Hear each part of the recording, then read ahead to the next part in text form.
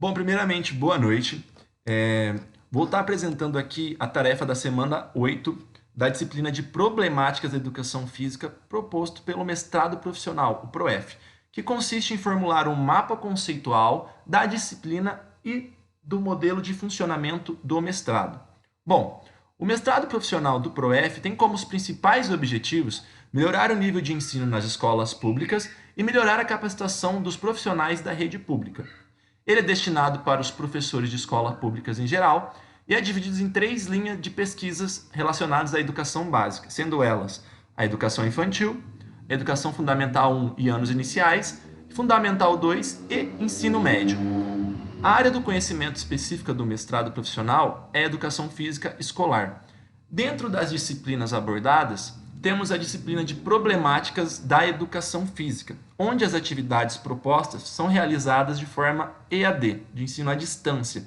Essas atividades foram feitas de 2 formas: atividades pelo AVA e encontros pelo Meet, tendo docente responsável o professor Milton. As atividades pelo AVA foram propostas através de textos base semanais, sendo esses textos 7 textos específicos. A gente optou por montar um mapa conceitual menos poluído, de fácil explicação, para ficar melhor o entendimento do ouvinte. Esse mapa foi formulado por mim, Marcelo, pelo professor Júlio e pela professora Elaine. Dentro da divisão dos textos, dividimos da seguinte forma: o professor Júlio vai estar falando para vocês dos textos 1 e 2, eu estarei falando dos textos 3 e 4, a professora Elaine vai estar falando dos textos 5, 6 e 7. Como eu disse, a gente optou por fazer um mapa menos poluído, com tópicos importantes, onde o ouvinte consiga interpretar e entender da melhor forma. Agora o professor Júlio vai estar falando para vocês um pouco dos textos 1 e 2. Boa noite, eu sou o professor Júlio, do programa de mestrado da ProF, e no texto 1 da primeira semana, o tema era as atuações docentes. O título do texto é Educação Física Escolar entre o rola-bola e a renovação pedagógica, do autor Fernando Jaime Gonzalez. As atuações docentes têm uma ampla diversidade, porém as que foram elencadas por serem as mais comumente utilizadas atualmente são as práticas tradicionais mais ligadas ao esporte, onde a temática dentro das aulas são os 4 esportes mais tradicionais, quais sejam o handebol, o futebol, o basquete e o voleibol.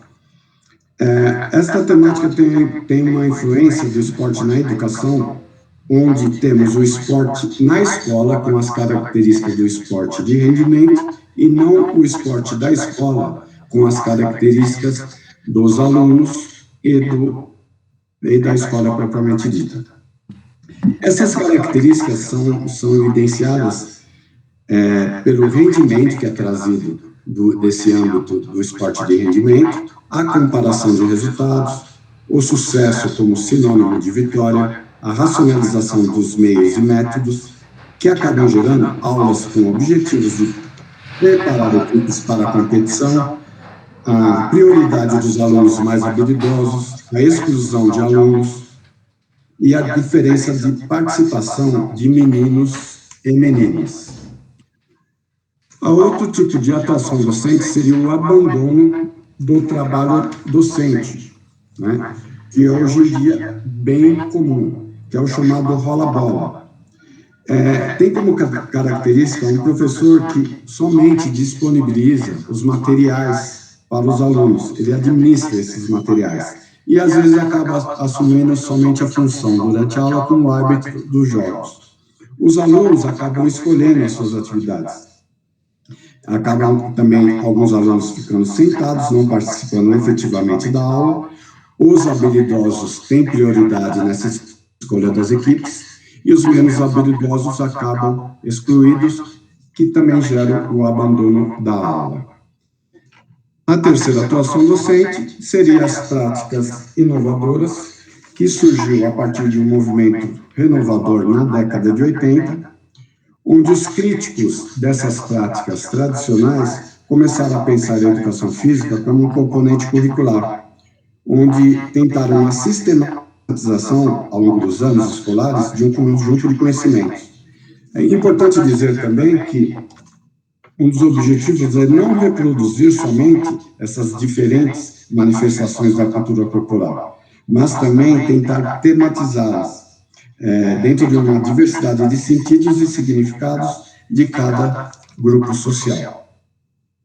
Essas atuações docentes elencadas estão relacionadas diretamente com as dimensões de análises sobre estas mesmas atuações docentes. Quais sejam? A primeira é o processo de transformação da área, que tem relação com as práticas inovadoras surgidas na década de 80. Esse processo acabou gerando um incômodo bem grande nos professores de então, porque eles encararam como uma afronta às suas práticas tradicionais, que acabou gerando uma manutenção dessas mesmas práticas tradicionais, um abandono do trabalho docente. Em contrapartida, os defensores dessas práticas inovadoras continuaram numa tentativa de valorização do lugar da disciplina educação física dentro do contexto escolar. A segunda dimensão seria as condições objetivas de trabalho, que tem a ver com as características, ou melhor, com os quesitos relacionados à remuneração, ao tempo para planejamento, à formação continuada do professor, a infraestrutura e os materiais disponíveis para as aulas, o número de alunos por turma e também a estabilidade na carreira.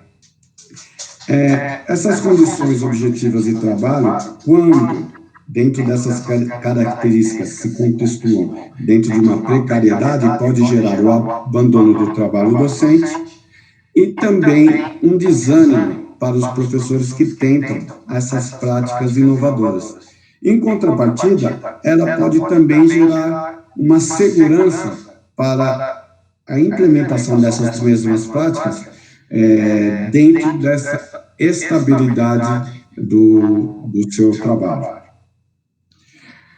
A terceira dimensão seria a cultura escolar e sua relação com a educação física, que tem a ver com as seguintes características, que seriam a invisibilidade da educação física, que é gerada pelo desconhecimento dos agentes escolares quanto à educação física escolar, o seu principal papel, como é o seu papel dentro da escola, qual o seu real papel. Os agentes escolares desconhecem essa função. Temos também o caráter funcional da disciplina dentro do contexto escolar, que alguns gestores encaram a nossa disciplina como um lugar para ocupar os alunos com práticas de lazer, práticas curriculares de lazer, ocupar o tempo dos alunos. E, por último, seria a hierarquia de saberes escolares, onde a educação física ocupa um lugar bem baixo em relação de importância com as outras disciplinas, que seriam as mais importantes: matemática, português, história e geografia. E, por último, temos a dimensão das disposições gerais do professor, atualizada no contexto de trabalho, que estaria relacionada com os processos de socialização profissional desse professor, ou seja, como foi a sua vida pré-universitária, a sua formação acadêmica, a formação contextual nos seus primeiros anos de trabalho docente. Também temos os processos de socialização não profissional desse professor, que está mais ligado, por exemplo, ao lugar que o trabalho ocupou na organização da vida familiar, a militância política desse professor, etc. Essas características também podem influenciar nesta atuação docente. Na segunda semana, tivemos o texto Relação entre ensinar a fazer, sobre o fazer na educação física escolar, da autora Soraya Cristina Darido. Esse texto versa sobre a relação entre a teoria e prática dentro da educação física escolar. E essa teoria é denominada nesse texto como o ensinar sobre o fazer, que seria uma reflexão que o professor leva o aluno a refletir sobre essa prática, sobre esse gesto. Do outro lado, temos a teoria que está denominada aí como ensinar a fazer, que está mais relacionada com as práticas tradicionais esportivistas, onde temos novamente o ensino dos esportes dentro do contexto escolar. Na parte da parte conceitual, ou seja, no ensinar sobre o fazer, ela inclui os movimentos renovadores, onde surgiram também na década de 80, começaram a surgir algumas propostas, como, por exemplo, as de cunho culturalista, que acabaram influenciando bastante os PCNs e a BNCC. Essa abordagem acabou atuando na valorização do ensino sobre o fazer, sobre esse âmbito conceitual, que acabou culminando numa separação entre o que se ensina sobre o fazer e o fazer nas aulas.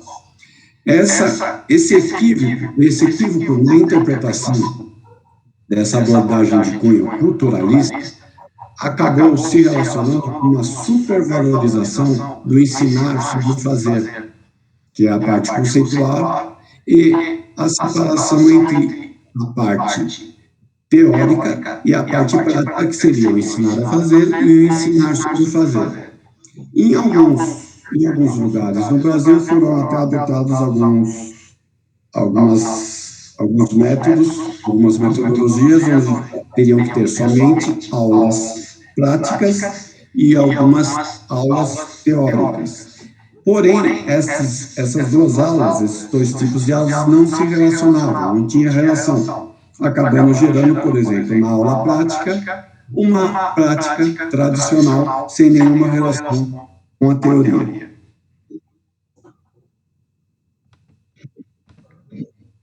Bom, eu vou estar falando da semana 3 e 4. São dois textos. O primeiro texto é da Educação Física como componente curricular da educação básica, aspectos legais, das autoras Impolseto e Darido. Abordou a temática principal foi a legislação e educação física escolar, onde se dividiu de duas formas. Primeiramente, nas leis e suas aplicações, ou seja, relacionado às leis voltadas diretamente à educação, mais direcionada à educação física escolar. Nesse texto, as autoras elas defendem a educação física como conteúdo obrigatório e também relacionam essas leis à facultatividade das aulas de educação física escolar, pois muito discutido a importância da teoria e prática, pois muitas vezes a dispensa é pedida da aula prática, porém esquecem que a educação física também existe o seu contexto teórico. Sendo assim, as autoras levantam que é de grande importância a junção da teoria e da prática, defendendo a obrigatoriedade da educação física como conteúdo curricular obrigatório. O texto 4 da semana 4 fala do afastamento e a indisciplina dos alunos nas aulas de educação física escolar. É um texto proposto por Darido et al., colaboradores, né? Abordou a temática principal da semana, seguindo a indisciplina e o afastamento dos estudantes. Esse afastamento dos estudantes foi muito debatido tanto em aula quanto em fóruns. A autora coloca o afastamento dos alunos da aula de educação física relacionando com a repetição dos conteúdos tratados ao longo da educação básica. Então, muitas vezes os alunos perdem o interesse à prática, pois o professor para de se capacitar, para de inovar conteúdos, fica sempre fazendo o mesmo e o aluno perde o interesse. Outro tipo de afastamento, outro relacionamento com o afastamento está diretamente ligado ao insucesso e à exclusão nas aulas, onde o aluno, por não conseguir às vezes realizar determinado movimento, sofre algum bullying, ou ele mesmo acaba ficando com uma baixa autoestima por não conseguir realizar as atividades, trazendo consigo a indisciplina dos alunos, o que muitas vezes geram atos de desrespeito e chegando até a agressões físicas. Agora a Elaine vai estar falando para vocês da semana 5, 6 e 7 e dos textos propostos nestas semanas.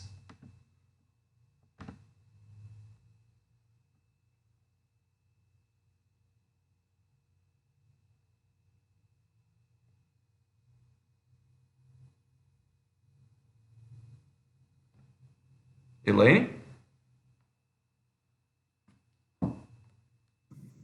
Eu vou estar falando sobre o texto 5, semana 5, tá? Sobre as inquietações no tratamento do esporte na educação física escolar. E o autor é o André Luiz Ruggiero Barros.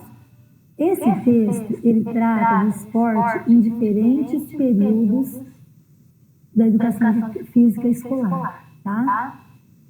Então, ele desponta lá como um método de educação física desportiva generalizada.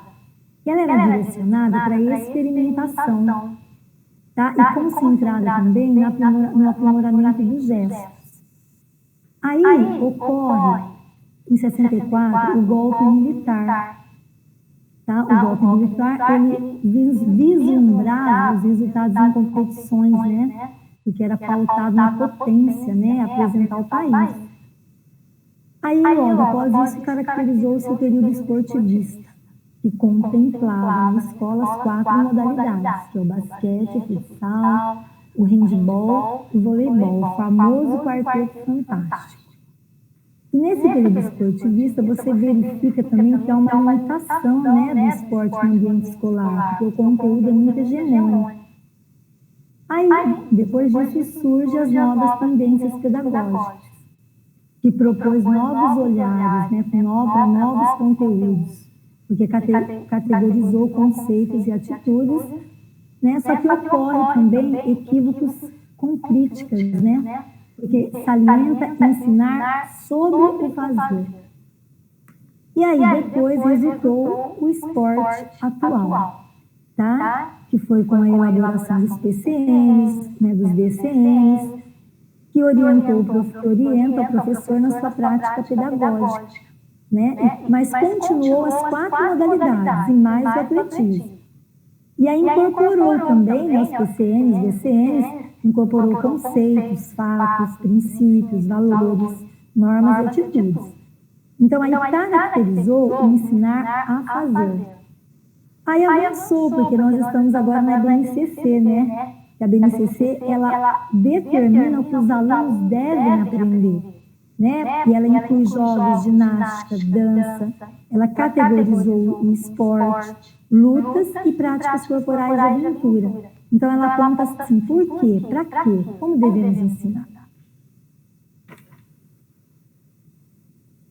O texto 6, semana 6, né, fala sobre a educação física escolar e a questão do gênero, né, do autor Osmar Moreira de Souza Júnior. Então, trata da equidade de gênero. Aí discorre, né, o texto como as construções socioculturais, né, ela constitui a identidade do sujeito, ela negou também, né, as construções socioculturais, não nega, né, performance de determinados indivíduos, né, na realização de práticas corporais. Só que ela desafiou também a atuação do professor, né, com as aulas mistas, porque ele tem que valorizar a diferença entre os sexos e ele tem que permitir a igualdade de direitos e oportunidades. E aí o professor tem que ter um comprometimento, né, e tem que ter uma atuação política, né, porque ele tem que proporcionar situações inclusivas, né, com atividades de sensibilização, né, e ele tem que desconstruir preconceitos. Desconstruindo preconceitos, né? A semana 7 é o ensino por meio de temas geradores. A educação pensada de forma contextualizada, problematizada e interdisciplinar. Da autora Nilceia Aparecida Maciel Pinheiro. Esse texto, ele fala dos temas geradores, né? Que ele promove a formação crítica, né? Ela promove a formação crítica dos educandos através de estratégias interdisciplinares e contextualizadas, tá? E ela foi inspirada na pedagogia libertadora de Paulo Freire, né? Que era uma ação conscientizadora do sujeito. E contempla, né, o diálogo entre educação e realidade, porque aproxima várias ciências. E aí coloca o educando como participante ativo do processo educativo, para torná-lo cidadão crítico e ativo na sociedade. Bom, pessoal, esse foi o nosso mapa conceitual. A gente tentou fazer um mapa conceitual mais pontual, sem sobrecarregar muito de linhas para ficar de fácil entendimento e fácil análise. Espero que tenhamos conseguido transpassar as informações da melhor maneira possível. E, desde já, obrigado.